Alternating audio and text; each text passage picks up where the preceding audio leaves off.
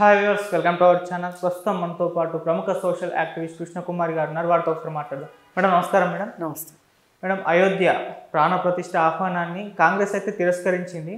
మరి ఇప్పుడు ఈ అంశం అనేది చర్చనీయాంశంగా మారింది. మరి కాంగ్రెస్ తీసుకునే నిర్ణయం పట్ల మనం ఏ విధంగా చూడొచ్చు అంటారు? మీ ఒపీనియన్ ఏంటి మేడం? కాంగ్రెస్ మొదటి నుంచి కూడా ఈ దేశంలో లౌకికతత్వాన్ని పెంపొందించడానికి, లౌకికవాదాన్ని బలంగా ప్రజల్లోకి పంపించడానికి, అలాగే ప్రభుత్వాలు కూడా లౌకికవాదంతో ఉండాలి అనే ఒక ఉద్దేశంతో దానికి కట్టుబడి ఉన్నది కాంగ్రెస్ పార్టీ. అయితే ఈ మధ్యలో కొంతమంది ఏమన్నారంటే, మీరు మరీ ముస్లిం పక్షపాతులను అనుకుంటున్నారు, మైనారిటీ అని చెప్పి మీరేమి సాధించారు, ఈ మధ్య మైనారిటీలు కూడా మీకు దూరం అయ్యారు, మైనారిటీలు మీకు ఓట్లు వేయట్లేదు. ఈ సందర్భంలో ఈ మెజారిటీ ప్రజలు హిందూ మతాన్ని నమ్ముతారు కాబట్టి భారతదేశంలో ఉన్న మెజారిటీ మతం ప్రజల్ని మీరు నొప్పించినట్టు అవుతుంది దీనివల్ల, అందుకని అయోధ్యకు వెళ్ళడం మంచిది అని కాంగ్రెస్లోనే కొంతమంది సలహాలు ఇవ్వడము, దానికి ఇది అవును అనే ఒక ఉద్దేశంలోకి వాళ్ళు రావటము, వెళ్ళాలని నిర్ణయించుకోవడము అన్నీ జరిగిపోయినాయి. కానీ ఈ మధ్యకాలంలో మరీ మోడీ అదేదో ఆయన ఇంట్లో పెళ్లిలాగా, లేదు అనుకుంటే బీజేపీ పార్టీ ఆఫీస్లో జరుగుతున్న ఒక ఫంక్షన్ లాగా ఫీల్ అయిపోయి, మోడీ సాక్షాత్తు దేశ ప్రజలను ఉద్దేశించి ఈ ప్రాణప్రతిష్ఠ కార్యక్రమానికి సంబంధించి మీరేమేమి చెయ్యాలి, మీరందరూ అక్కడికి అయోధ్యకు రాకపోయినా పర్వాలేదు, మీ ఇళ్లల్లో మీరేం చెయ్యాలి, మీరు ప్రతి ఇంటికి అక్షింతలు పంపించండి, ఇది ఒక జాతీయ పండుగలాగా జరుపుకోండి అన్న సంకేతాలు ప్రజలకు ఇవ్వడం చూసాం మనం. ఈ విషయంలో కాంగ్రెస్ పార్టీకి కూడా క్లారిటీ వచ్చింది. మరి ఇంతలా చేయడం ఎంతవరకు కరెక్టు? ఇప్పుడు మనం కూడా వెళ్ళామనుకోండి అక్కడికి, ఆయనకి ఇంకా పట్టపగ్గాలు లేకుండా అయిపోతుంది. ఏదేమైనా ఈ దేశంలో మేజర్గా 5-6 మతాలు ఉన్నాయి. హిందూ మతం ఉంది, క్రిస్టియన్ మతం ఉంది, ముస్లిం మతం ఉంది, ఇంకా 2-3 జైన మతం అని ఇవని మతాలు ఉన్నాయి. మరి మిగతా మతాల వాళ్ళందరూ కూడా చిన్నబుచ్చుకుంటారు కదా. ఇప్పుడు ఏ మతం కార్యక్రమాన్ని ప్రభుత్వం తరఫు నుంచి జరపకోకుండా, అయోధ్య ప్రాణప్రతిష్ఠ లెవెల్లో జరపకోకుండా మరి ఈ ఒక్క పండగనే చేయడం వెనకమాల హిందువులు మాత్రమే మా వాళ్ళు, మేము హిందువుల కోసమే ఉన్నాము అనే ఒక ఉద్దేశాన్ని కనుక ఆ సంకేతాలని సమాజంలోకి పంపితే మిగతా మతాల వాళ్ళు బాధపడతారు కదా అనే ఒక ఉద్దేశంతో వీళ్ళు మరీ వాళ్ళలాగే మనము చేస్తే వాళ్ళకి మనకి తేడా లేకుండా అయిపోతుంది అనే ఉద్దేశంతో కాంగ్రెస్ అభిప్రాయం నుంచి వెనక్కి వచ్చింది. ఒక రకంగా కాంగ్రెస్ ఈ పని చేయడం చాలా కరెక్టు. ఎందుకంటే భారత జాతీయ కాంగ్రెస్గా ఇండియన్ నేషనల్ కాంగ్రెస్ మనకు స్వాతంత్రం రాకముందు పుట్టింది. అప్పటి నుంచి ఈ దేశంలో అన్ని మతాల వాళ్ళని, అన్ని కులాల వారిని, అన్ని వర్గాల వారిని కలుపుకుని స్వాతంత్ర పోరాటం చేసిన ఘనత కాంగ్రెస్ పార్టీకి ఉంది. మరి బీజేపీ పార్టీ ఏ రోజు స్వాతంత్రోద్యమ పోరాటంలో, అప్పుడు అసలు బీజేపీయే లేదు, అప్పుడు ఆర్ఎస్ఎస్, జనసంఘ ఇవేవో ఉండేవి. వాళ్ళెవరు కూడా ఈ కాంగ్రెస్ పార్టీ పోషించినంత పాత్రను అయితే ఏ పార్టీ పోషించలేదు. కాకపోతే కమ్యూనిస్టులన్నా స్వాతంత్ర పోరాటానికి పనిచేశారు కానీ వీళ్ళు పనిచేయలేదు. మరి అప్పటి నుంచి అందరినీ కలుపుకుని పోయే తత్వం ఉంటుంది కాంగ్రెస్ పార్టీకి. అలాగే వాళ్ళు అధికారంలోకి వచ్చిన తర్వాత రాజ్యాంగం రాసుకునేటప్పుడు కూడా మనది లౌకిక దేశము అని ఒక సందేశం వచ్చేలాగా మన రాజ్యాంగం నిర్మించబడింది.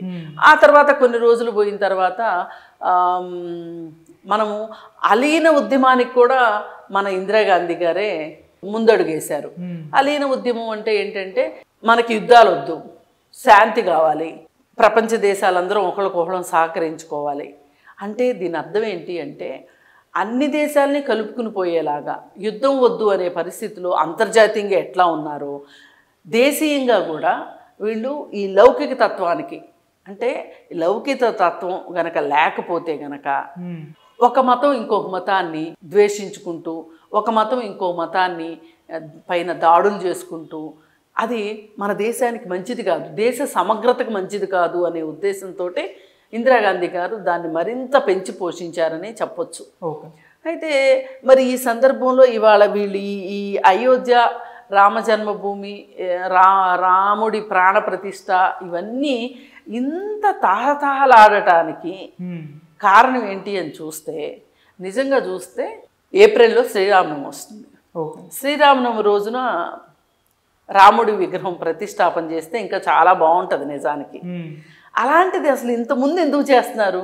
అక్కడ గుడి కూడా మొదలు కాల, మొత్తం కంప్లీట్ అవ్వాలి. ఆ గుడి కట్టడం పూర్తయ్యి చేసుకున్నారంటే అది వేరే విషయం. గుడి కూడా కంప్లీట్ కాకోకుండా ఏప్రిల్కి అయితే ఇంకా అవుతుంది కదా. అయినా ఈరోజు చేస్తుంది ఎందుకు అంటే, మెజారిటీగా మన భారతదేశంలో ఉన్న హిందువుల మనోభావాలని ముద్దు చేసే క్రమంలో, తద్వారా ఓట్లు రాబట్టుకోవాలి అనే ఒక దృఢ నిశ్చయంతో మాత్రమే ఇవాళ ఈ ప్రాణ ప్రతిష్ఠ ఇంత అదరాబద్ర తొందరగా చేయడం వెనకమాల ఉద్దేశం అది. పైగా ఇంకా ఆలోచిస్తే ఇంకొకటి ఏం జరుగుతుంది అంటే, సాక్షాత్తు హిందూ మతంలో ఉండే పీఠాధిపతులు వాళ్ళు మోడీ ద్వారా ఇది జరగడానికి వాళ్ళు ఒప్పుకోవట్లా. ఇప్పుడు అది కరెక్ట్ అని మనం అంటున్నామని కాదు, కానీ వాళ్ళు కూడా ఒప్పుకోవట్లా. అసలు మోడీ ఎవడో చేయడానికి?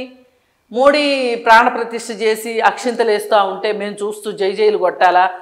పైగా మాకు ఆహ్వానాలు పంపాడు. ఏమని పంపాడు? మీరు వస్తూ మీతో ఒకరిని తీసుకుని రండి అని చెప్పాడు. వీడియో కూడా మాకు చెప్పడానికి అని వాళ్ళు మాట్లాడుతున్నారు. మరి హడావుడిగా అక్కడ ఒక రైల్వే స్టేషను, అక్కడ ఒక విమానాశ్రయం కూడా వచ్చేసేసింది. దాన్ని ఒక ఇంటర్నేషనల్ ఈవెంట్గా చేయడం వెనకమాల అతని కక్కుర్తి కనిపిస్తుంది. తద్వారా ఓట్లు వేయించుకుందామని. ఇప్పుడు తను ఏమేమి చేస్తానన్నాడో అవేమీ చేయలేదు. అందరి అకౌంట్కి 15 లక్షల రూపాయలు నల్లధనాన్ని వేస్తానని చెప్పాడు. విదేశాల్లో ఉన్న నల్లధనం తీసుకొచ్చి వీళ్ళ అకౌంట్లో వేస్తాను అని చెప్పాడు. అది వేయలేదు. అలాగే నోట్ల రద్దుతోటి ప్రజల్ని చాలా ఇబ్బంది పెట్టాడు. జిఎస్టీ అని చెప్పి రాష్ట్రాలని చాలా ఇబ్బంది పెడుతున్నాడు. అవన్నీ అయిపోయినట్టు వ్యవసాయ చట్టాలు తీసుకొచ్చాడు. ఎన్ఆర్సీ అన్నాడు. ఏవేవో చేసి ఏం చేసినా ఒక్క విషయంలో కూడా అతను చేస్తాను అని చెప్పింది ఏదీ చేయలే. ఇప్పుడు ఆయన మనస్ఫూర్తిగా చెయ్యాలనుకుంటుంది ఏంటి అంటే, ఇప్పుడు వీటన్నిటి విషయంలో ఫెయిల్ అయిపోయాడు కాబట్టి ప్రజలందరూ తన గురించి ఏమనుకుంటున్నారు అనే ఒక భయంలో ఇప్పుడు ఈ రామ జన్మభూమి, ఈ రాముడి ప్రాణ ప్రతిష్ఠ మీదేసుకున్నారు. ఒకప్పుడు 2 పార్లమెంట్ సీట్లు ఉన్న సందర్భంలో ఎల్కే అద్వానీ రథయాత్ర చేశాడు. ఆ తర్వాతనే బీజేపీ పార్టీ పెరిగింది. అందుకని ఇప్పుడు ఈయన ఏమనుకుంటున్నాడు, అప్పుడు రథయాత్ర ద్వారా బీజేపీ పార్టీకి ఒక ప్రతిష్ట జరిగితే, బీజేపీ పార్టీ పెరగడానికి అవకాశం దొరికితే, ఇప్పుడు నేను ఈ రాముడి విగ్రహ ప్రాణ ప్రతిష్ట చేయడం ద్వారా ఈసారి నేను ఎలక్షన్లో గెలుస్తాను అనుకుంటున్నాడు. అంతేగాని నేను చాలా అవకతవకలు చేశాను, దీనివల్ల నేను ఓడిపోతే కూడా ప్రజల తీర్పుని నేను శిరసావహిస్తాను అనే ఉద్దేశం ఎక్కడా లేదు. పోనీ మొదటి టర్ము ప్రభుత్వాన్ని అర్థం చేసుకుంటానికి ఆయనకి సమయం పట్టింది అనుకుందాం. రెండోసారి కూడా నీకే అధికారాన్ని ఇచ్చారు కదా. ఇచ్చినప్పుడు నువ్వు ఈ అధికారాన్ని ఎలా వాడుకోవాలి? అసలు ఈ దేశ ప్రజల కోసం ఏం చేశావు? ఓ పక్కన మణిపూర్ అంతా తగలబడిపోతుంటే నువ్వు ఏ రోజు మణిపూర్ గురించి మాట్లాడలా. మణిపూర్ వెళ్ళి చూడడానికి నువ్వు ఇష్టపడలా. కానీ ఈ అయోధ్య విషయంలో నువ్వు ఇంత ఉరుకులాట దేనికి? అలాగే నిన్నగాక మొన్న లక్షద్వీప్ గురించి కూడా అక్కడికి వెళ్ళి అక్కడ విన్యాసాలన్నీ చేసి రకరకాల డ్రెస్సులు వేసుకొని అక్కడ సేద తీరుతా, మీరు ఎవరు ఎక్కడికి వెళ్ళక్కర్లేదు, మనకు లక్షద్వీప్స్ ఉంది అని అంటే ఇప్పుడు నీకు ఎలక్షన్ అప్పుడే గుర్తొస్తుందా?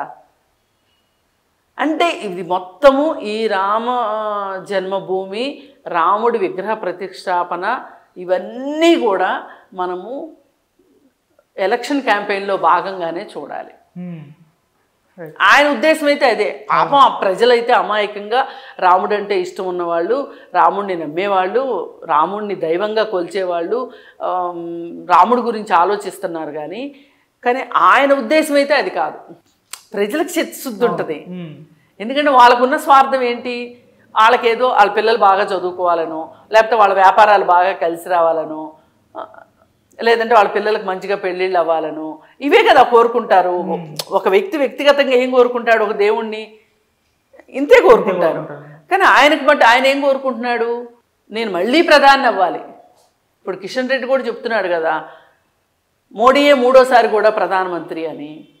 అసలు మా పార్టీని గెలిపించండి అనట్లేదు, మోడీ మూడోసారి కూడా ప్రధానమంత్రి అవుతాడు అని చెప్తున్నారు. అంటే ఇంక బీజేపీలో ఇంకెవరు లేరా, ప్రధానమంత్రి అయ్యే క్యాండిడేట్లు ఎవరు లేరా, ఒక్క మోడీయేనా?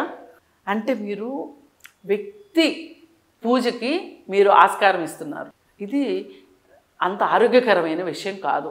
మీరు ఎన్ని పిల్లి మొగ్గలన్నా వేయండి, మీకు ఇప్పుడు ప్రజలు ఆహార ధాన్యాలు పెరిగినాయి, మనీ పెద్ద నోట్లు రద్దు వల్ల చాలా సంస్థలు మూతపడినాయి, జిఎస్టీ వల్ల సంస్థలు మూతపడినాయి, చిన్న చిన్న తరహా పరిశ్రమలు చాలా మూతపడినాయి.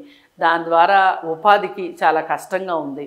ఒక రాష్ట్రం నుంచి ఒక రాష్ట్రానికి వలసలు ఎక్కువైపోయినాయి, వ్యవసాయం మీద శ్రద్ధ లేదు. చిన్న చిన్న దేశాల నుంచి మనము పప్పు ధాన్యాల దగ్గర నుంచి నూనెల దగ్గర నుంచి మనం దిగుమతి చేసుకుంటున్నాం. అసలు మనకింత విస్తారమైన భూమి ఉంది, వ్యవసాయం చేయగలిగే వ్యవసాయదారులు ఉన్నారు. మన దేశం వ్యవసాయ దేశం కదా, ప్రధానంగా వ్యవసాయమే వృత్తిగా ఉన్నవాళ్ళు మన దేశంలో చాలా ఎక్కువ మంది ఉన్నారు. మరి అలాంటప్పుడు వాళ్ళందరూ ఉన్నప్పుడు వాళ్ళందరితోటి వాళ్ళని వ్యవసాయానికి దగ్గరగా చేసి వ్యవసాయ ఉత్పత్తుల్ని మనము ఎగుమతి చేసేలాగా తయారవ్వాలి తప్పితే మనం దిగుమతి చేసుకోవడం ఏంటి అనేది ఆ ఫీలింగ్ ఎక్కడా కనిపించట్లేదు వీళ్ళల్లో. మరి ఇది ఒక రకంగా ఒక దుర్మార్గమైన విషయమే, దురదృష్టకరం కూడా ఒక రకంగా. వాటి గురించి ఆలోచించకుండా పటేల్ విగ్రహం పెడదామా, లేకపోతే శివాజీ బొమ్మలు పెడదామా, లేదు అనుకుంటే కర్ణాటకలో టిప్పు సుల్తాన్ ఉంటారు, ఆయన పేరు మసకబారుద్దామా, ఇట్లాంటివి తప్పితే అంటే ఖచ్చితంగా మీరు ముస్లింలు ఈ దేశానికి సంబంధించిన వాళ్ళు కాదు అని చెప్పాలని చూస్తున్నారు మీరు. ఇది మీ దేశం కాదు, మీరు పోండి ఎక్కడికి పోతారో అనేటట్లుంది. వందల సంవత్సరాలుగా ఉన్న వాళ్ళు ఎక్కడికి పోతారు?